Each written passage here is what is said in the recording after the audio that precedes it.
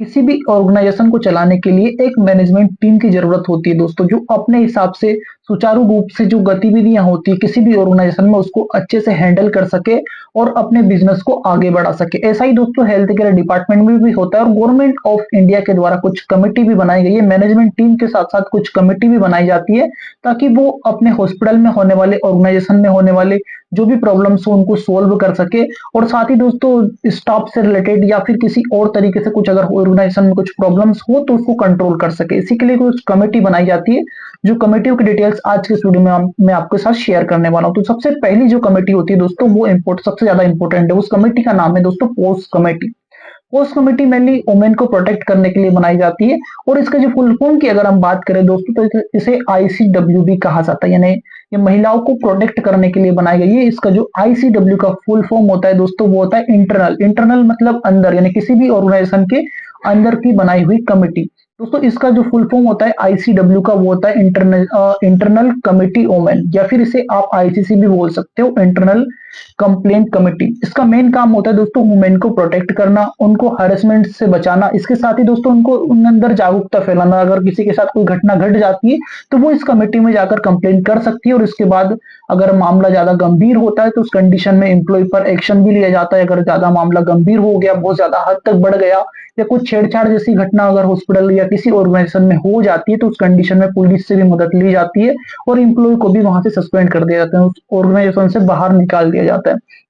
तो जो post committee होती है दोस्तों उसका मेन काम होता है महिलाओं को सेफ फील करवाना, इसके साथ ही वो अच्छे से काम कर सके उसके फोकस करना। इसके साथ ही दोस्तों ऑर्गेनाइजेशन में अगर कुछ ऐसी गतिविधियां हो रही जो पोस्ट से रिलेटेड हो, हेरेसमेंट से रिलेटेड अगर कोई गतिविधियां होती है तो उसको कंट्रोल करने का जो काम करती है वो पोस्ट कमेटी करती है।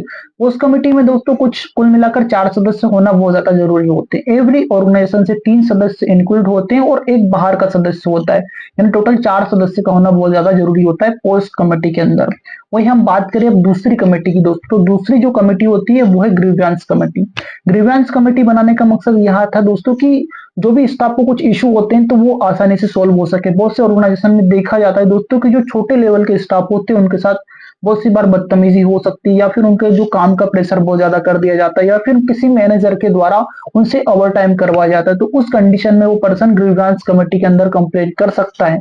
ग्रीवेंस कमेटी को मैनेज करने का काम एचआर करते हैं दोस्तों। एचआर के द्वारा ही ग्रीवेंस कमेटी को कंट्रोल किया जाता है। अगर आपसे एक्स्ट्रा वर्क करवाया जा रहा हो आपके ऑर्गेनाइजेशन में, इसके साथ ही कुछ ऐसे मतलब ऐसी कुछ सिचुएशन हो जो आप कंट्रोल नहीं कर पा रहे हो या फिर आपके साथ कुछ ऐसी प्रॉब्लम्स आ रही है जैसे जैसे कि आपको छुट्टी चाहिए लेकिन आपके मैनेजर के द्वारा आपको छुट्टी नहीं दी जाती, तो उस कंडीशन में आप ग्रीवेंस कमेटी के अंदर कंप्लेंट कर सकते हैं, क्योंकि छुट्टी लेना भी आपका एक अधिकार होता है दोस्तों। लेकिन अगर आप बार बार छुट्टी लोगे तो फिर वो इसके लिए ग्रीवेंस कमेटी आपका सपोर्ट नहीं करती। लेकिन अगर लीगल तरीके से आप छुट्टी ले रहे हो उसके साथ बाद भी आपका मैनेजर आपका सपोर्ट नहीं करते हैं तो उस कंडीशन में आप ग्रीवेंस कमेटी के अंदर अप्लाई कर सकते हो, वहां से आपको 100% सोल्यूशन मिल जाता है। अब हम बात करते हैं तीसरी कमेटी की दोस्तों। जो तीसरी कमेटी होती है वो है डिसिप्लिनरी कमेटी।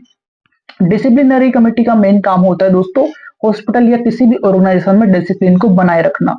बहुत सारे स्टूडेंट क्या करते हैं या बहुत सारे स्टाफ क्या करते हैं कि प्रॉपर ड्रेस पहन कर नहीं आते। अगर आपकी ऑर्गेनाइजेशन में ड्रेस है तो आपको फॉलो करना है दोस्तों। अगर आप हॉस्पिटल ऑर्गेनाइजेशन में काम कर रहे हो और आप नर्सिंग स्टाफ हो, आप अपनी ड्रेस प्रॉपर नहीं पहनोगे तो फिर आपको कोई आइडेंटिफाई नहीं कर पाएगा। अगर आप डॉक्टर्स हैं, आप प्रॉपर एप्रोन नहीं पहनोगे तो आपको कौन पहचान पाएगा कि आप डॉक्टर हो। तो इसलिए दोस्तों डिसिप्लिन बनाए रखना बहुत ज्यादा जरूरी होता है। इसके साथ ही बिलिंग डिपार्टमेंट को भी प्रॉपर अपने ड्रेस में आना रहता है, क्योंकि दोस्तों कोई भी अगर पहचानेगा नहीं तो वो कैसे मतलब पेशेंट उसको कैसे आइडेंटिफाई करेगा कि ये पर्सन हॉस्पिटल ऑर्गेनाइजेशन का है या नहीं है, वो कैसे आइडेंटिफाई करेगा।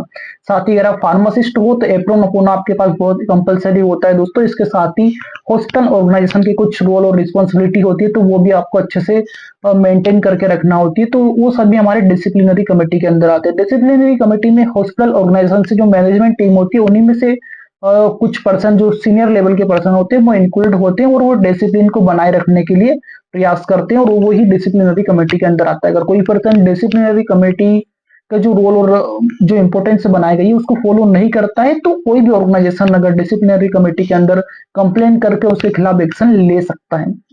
ये जो 3 कमेटियाँ मैंने आपको बताई है दोस्तों, वो बहुत ज़्यादा इंपॉर्टेंट होती है। इसके अलावा और भी बहुत सारी कमेटियाँ होती है, जिनके बारे में भी हम आगे स्टेप बाय स्टेप जानने वाले हैं। लेकिन जो 3 कमेटियाँ मैंने आपको बताई है, छोटे से बड़े एवरी हॉस्पिटल में होना बहुत ज़्यादा ज़रूरी होता है, यानी कंपल्सरी है दोस्तों। किसी भी हॉस्पिटल में आप जाकर देखोगे, आपको ये 3 कमेटी देखने को ज़रूर मिलेगी। अब हम बात करते हैं चौथी कमेटी की दोस्तों। चौथी जो कमेटी होती है, वो है security and safety committee.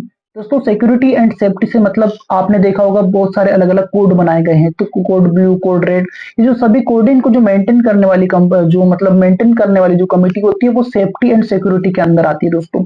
Security and safety committee के अंदर दोस्तों, जैसे कि आप देखा हुआ है मेंटेनेंस डिपार्टमेंट हर एक ऑर्गेनाइजेशन में होता है, तो वो इसी सेफ्टी एंड सिक्योरिटी कमेटी के अंदर आता है दोस्तों। इसके साथ ही सिक्योरिटी गार्ड भी इसी कमेटी के अंदर आते हैं। उनका काम होता है हॉस्पिटल में को सिक्योर फील करवाना। इसके साथ ही अगर इमरजेंसी में कुछ प्रॉब्लम्स आ जाती है, लाइक अगर आपकी ऑर्गेनाइजेशन या आपके हॉस्पिटल में आग लग जाती है, तो उस कंडीशन में कैसे आपको बाहर निकालना है, सेफली आपको बाहर निकालना है, कैसे एग्जिट प्लान करना है, वो सभी सेफ्टी एंड सिक्योरिटी कमेटी के अंदर आता है दोस्तों। अगली जो कमेटी होती है, वो है एथिक्स कमेटी। एथिक्स कमेटी का काम होता है दोस्तों आपके ऑर्गेनाइजेशन से रिलेटेड, जैसे कि कोई फॉर्मुलरी हो गई, हॉस्पिटल फॉर्मुलरी मेंटेन करना। इसके साथ ही अगर कोई बाहर का पर्सन आपके हॉस्पिटल में रिसर्च करना चाहता हो, तो वो कहाँ से परमिशन लेगा, तो दोस्तों वो भी एथिक्स कंपनी यानी एथिक्स कमेटी के अंदर आकर अप्लाई कर सकता है।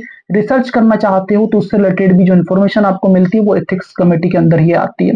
इसके साथ ही दोस्तों ड्रग या इससे रिलेटेड जो भी मतलब रिस्पॉन्सिबिलिटी या जो भी एक्शन लेने होते हैं, वो सभी एथिक्स कमेटी के अंदर ही आते हैं दोस्तों। इसके साथ ही बहुत सारी अलग अलग प्रकार की भी कमेटी बनाई जाती है। इसके अलावा दोस्तों और भी बहुत सारी कमेटियां होती हैं, उनके बारे में हम किसी और वीडियो में डिस्कस करेंगे। लेकिन दोस्तों जो इंपॉर्टेंट कमेटियां थी, वो आज के वीडियो में मैंने आपको बता दी है। इसके अलावा दोस्तों हम बात कर लेते हैं कि हॉस्पिटल में कौन कौन से डिपार्टमेंट होना बहुत ज्यादा जरूरी होते हैं। दोस्तों एवरी हॉस्पिटल में billing department, pharmacy department, HR department, maintenance department, इसके साथ ही दोस्तों fire safety department, OT department, nursing department का होना बहुत ज्यादा जरूरी होता है। ओके दोस्तों, मिलते हैं अगले वीडियो में, तब तक के लिए जय हिंद दोस्तों।